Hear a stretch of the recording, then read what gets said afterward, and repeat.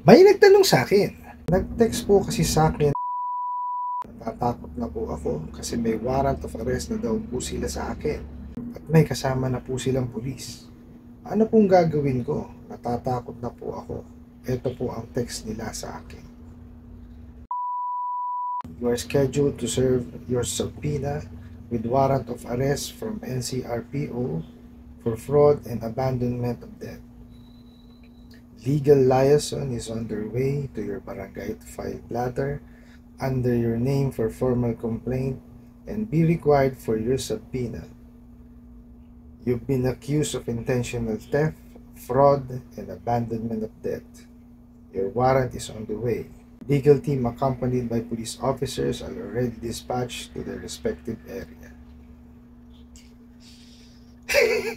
Hindi ko alam kung ano ko rito eh. Sasabihin ko sa totoo lang. Pero himayin mo natin yung katangahan nila, no? Okay. Sabi po nung wala ninyo, minessage kayo, no, na meron daw kayong subpoena with warrant of arrest. Okay. Tama naman po yun. Magkaiba ho kasi ang subpoena sa warrant of arrest. Okay. And galing daw po ng NCRPO. Ang kaso daw po is fraud and abandonment of debt. Okay. Anong klaseng kaso yun? Hindi ko siya mag-gets eh. Di po ba? First time ko kasing marinig na meron palang abandonment of debt. Okay? Fraud. Merong kasong fraud. Pero paano nila napatunayan na fraud? Okay? Tapos, ang sabi po nila, papunta na raw po yung kanilang legal liaison sa barangay para po magpa-blatter. Bakit po yung legal liaison ang magpapa-blatter? Taga rin ba siya sa barangay na yon? Constituent po ba siya ng barangay para po siya mag-blatter? Di po ba? So, mali eh. Okay? Tapos yung blatter daw po is under your name. Okay? Ba't kanino nyo gusto ipangalan, mga ola? Kapitbahay? Klase talaga kayo. Tapos, kaya daw under your name kasi required daw po sa subpoena. Hindi na ho kailangan yun. May subpoena na kayong hawak. Eh, ba't sinasabi nyo pa rito, kailangan nyo pa ng formal complaint? Mga bugok. Oh. Tapos, ang kaso pa, intentional theft, fraud, and abandonment of debt. Hindi ko maintindihan sa inyo kung paano talaga kayo mag-isip, no? Kung ano-ano na lang kung gusto nyo ikaso dun sa inyong mga kliyente na hindi pa nakakahulog. Oh. Tapos, your warrant is on the way. Legal team accompanied by police officer. Parang mali yata. Ang warrant po, isineserve po yan ng ating kapulisan. Bakit may legal team kayong sinasabi? Oh. Maria Joseph. Tapos naka-dispatch na sa respective areas. Ano yung nyo? Criminal ho ba yung nyo? Siserban nyo ng warrant? Di po ba? Tsaka mga talaga tanga. Kung totoo nga may warrant, ba't kailangan mo sabihin doon sa pagsiserban nyo? O di nakapagtago yun? Bobo talaga. Hindi nyo ba na pagka nagsiserve ng warrant, dapat discreet para mahuli? No. Ako mismo naka-experience ako niyan nung kabataan ko. Yung kapitbahay namin, hinuli ng mga taga-NBI. Tangay-tangay, nakabrief lang. Discreet nilang ginawa. Kayo hindi. Ina-announce nyo pa, sinasabi nyo pa sa kliyente nyo. Para sinasabi nyo sa kliyente nyo, magtago na kayo. O, di ba mga tanga kayo? Di ba? So, alam na alam ninyo na ito, pananakot lang. Oh. Mario Joseph. Hindi ko maintindihan kayong mga ola kayo, no? Para kayong kayo, kung gusto niyo talaga makasingil, tigilan nyo na itong mga ganitong klaseng pananakot nyo at pang haharas. Hindi kayo makakasingil yan. Pupusta ako sa inyo. Kasi inilalayo nyo lang yung loob ng kliyente ninyo sa pagpapadala nyo ng ganitong mga klaseng mensahe. O, diba? Instead na tinutulungan nyo, no, na makabayad sa inyo, tinatakot nyo pa. O, natural, maiinis sa inyo at magagalit. O, anong mangyayari? Hindi kayo babayaran. Hindi ko malaman kung ano ang laman ng kukutin ninyo. Meron ba talaga? Parang kayo ng kamote. Hindi nyo ba alam na, na pagkahabang tinatakot at hinaharas nyo ang mga kliyente ninyo, lalo kayo hindi babayaran yan.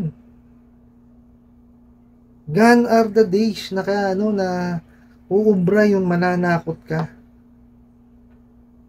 Hindi na uuso yun. Dati pagka nagpunta ka sa bahay ng kliyente mo, hindi ka pa nagsasalita, nagbabayad na. Ngayon hindi na ubra yun.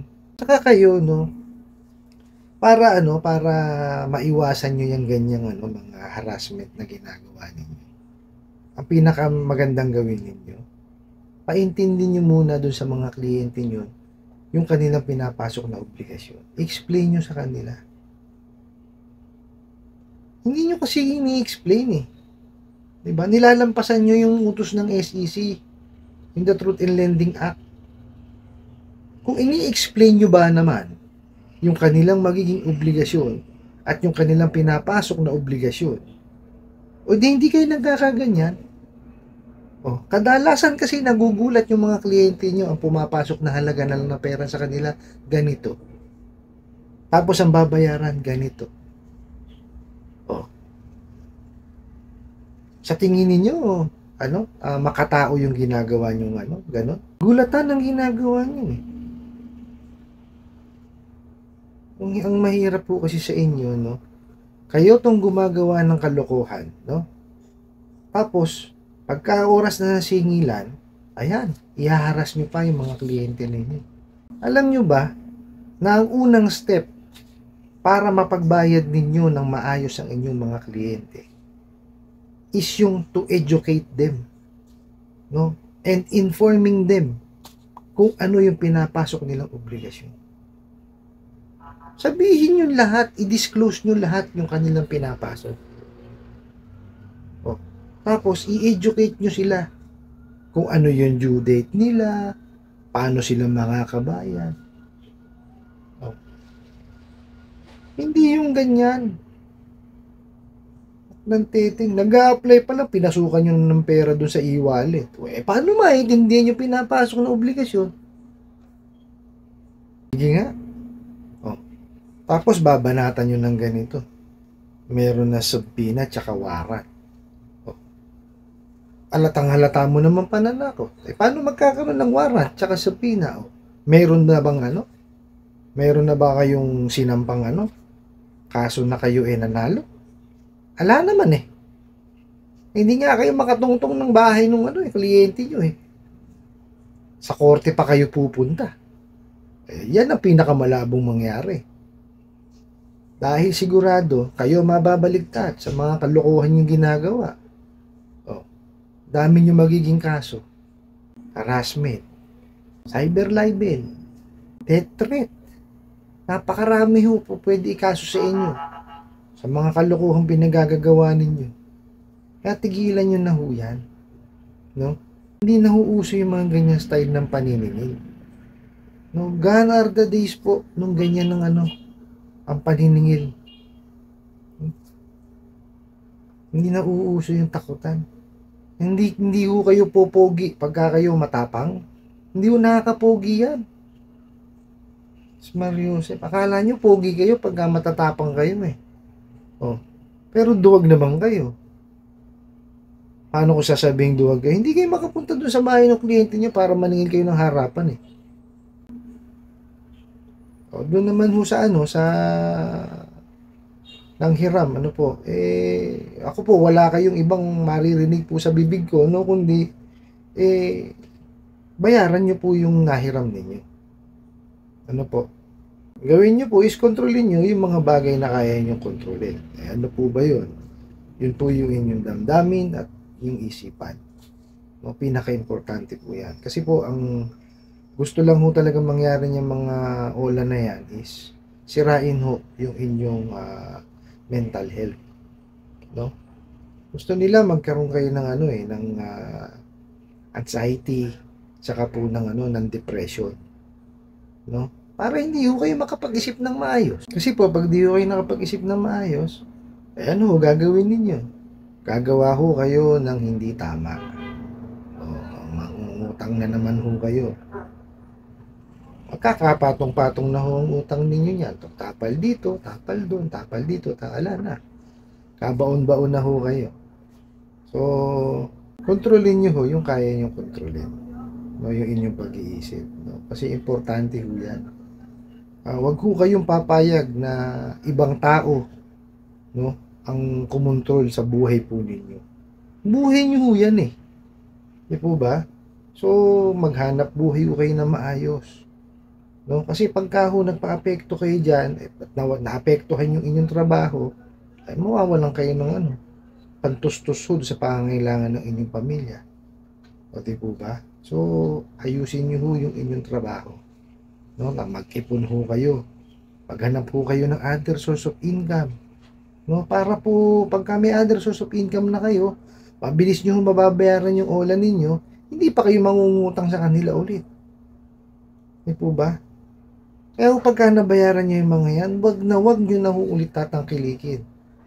No? Isumpa nyo na ho. No? Para matigil na ho yung mga kalokohan nila na yan. No? Tsaka nga ho pala, lagi nyo hong tatandaan, no? Pagka ho kayo nakaranas ng harassment, no, sa mga ola na yan, eh sigurado ho, hindi ho yan makakatungtong ng korte. So, ibig sabihin ho, yung mga mensaheng pinadadala sa inyo, na may warrant na kayo, na may subpoena na kayo, na kung ano-ano pa sinasabi nilang usapin legal daw, eh hindi ho totoo yun. Kasi ho, mababaliktad po sila sa dami ho ng maling ginawa nila. Eh sila nga ho itong nagnakaw ng detalye nyo. Mas may karapatan ho kayong magdemanda sa kanila. No? Ito pa ho pala, pag nabayaran niya na ho yung nahiram nyo sa kanila, gusto nyo ho simultaneous, isabay nyo. No? Mag-complain na ho kayo sa SEC, sa NPC, no? Ay ito po yung mga mga sangay ng gobyerno na pwede ho kayong mag-file ng complaint. Ano po? Tapos po, paghagilap po kayo ng abogado na makakatulong sa inyo. Lahat ho ng proof, ipakita nyo ho dun sa makukuha nyo pong abogado. Sampahan nyo ho ng kaso para ho magtanda yung mga bugok na ola na yan. Basta ho kayo, no, sa lahat ho ng nanonood po sa akin. Hanggat maaari po, wag nyo tatangkilikin or manghihiram dyan sa mga online lending apps na yan. Ano po?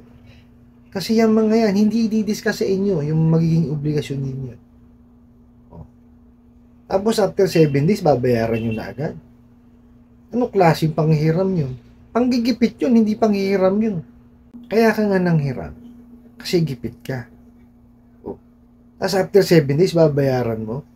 Eh di lalo kang ginipit. Anak ng kamote kayong mga ola kayo. Diba? Kung gusto nyo ho talagang manghiram ng pera, no? Ang unang-unang nyo pong gawin is i-build nyo po yung inyong credit standing. Kasi yun lang ho ang paraan, no, para mapahiram ho kayo ng mga legitimate na mga lending, financing at bank.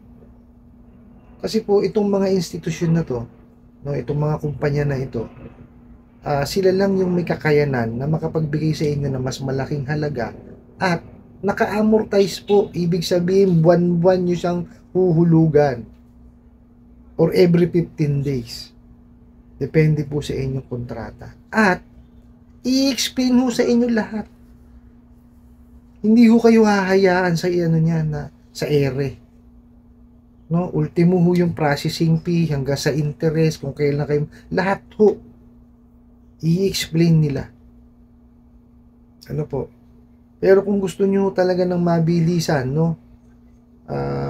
Dun ho kayo sa mga web-based manghiram. Wag ho kayo sa app-based. Kasi ho yung app-based, sigurado pag kaya in-install nyo at binigyan nyo ng access, ay ubos ho ang inyong information. Nakakuha nila sigurado. Samantalang yung web-based po, kung ano lang po yung ilagay ninyong information dun sa kanilang application form, yun lang po ang makukuha nilang information. At kung ano lang po yung i-require nila na dokumento. Kasi ho, sa teknolohiya ho natin ngayon, wala na ho imposible. No? Kaya ho lagi yung pagkakaingatan ng inyong information. No? Andyan po ang National Privacy Commission para po tulungan tayo. No? Sa matter ho na magpa-file lang naman kayo ng complaint. Sila na po ang bahala doon. Basta maipresenta nyo ho lahat ng proof. Sila na ho ang bahala doon. I hope nasagot ko po itong katanungan na to at sana po ay makatulong. Maraming salamat po sa inyong walang sawang pagsuporta at panonood sa aking mga videos. Maraming salamat po sa inyong pag-like, pag-share, pag-comment at pagtatanong. Kunin ko na rin po itong opportunity na to na imbitahan kayo na suportahan ang aking mga social media account sa YouTube, Facebook, and TikTok. Hanggang sa muli po, yun lang.